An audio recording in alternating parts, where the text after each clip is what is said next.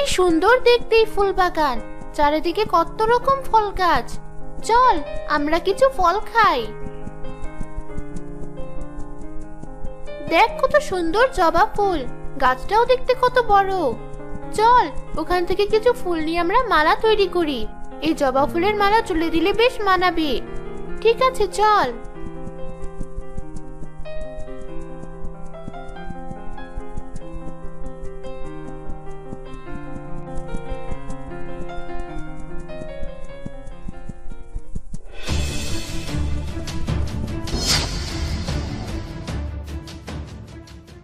তোদের এত বড় সাহস, আমার ধ্যান ভেঙেছিস।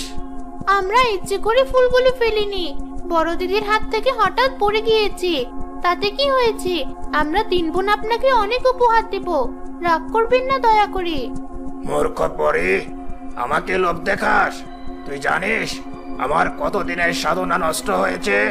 আমি তোদের অভিশাপ দিচ্ছি, যে জবা ফুলের জন্য তোরা আমার সাধনা নষ্ট করেছিস, আজ থেকে তোরা তিন পরি সেই ফুল হয়ে পৃথিবীতে বাকিটা জীবন কাটাবে।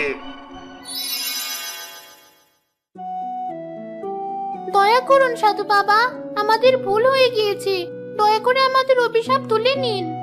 কখনোই না, আমি আমার দেওয়া অভিশাপ ফিরিয়ে নেব না। সাধু বাবা, আপনি যা বলবেন আমরা তাই করব। দরকার পড়লে আমরা তিন বোন আপনার গোলাম হয়ে থাকবো, তবুও দয়া করে আমাদের এই অভিশপ্ত জীবন থেকে মুক্তি দিন।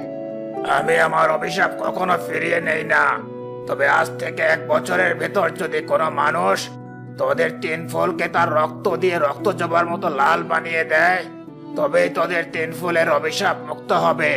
এই 1 বছরের ভেতর তোদের তিন ফুলের অভিশাপ যদি কেউ মুক্ত না করে, তবে তোরা সারা জীবন অভিশপ্ত তিন ফুল হয়ে জীবন কাটাবে।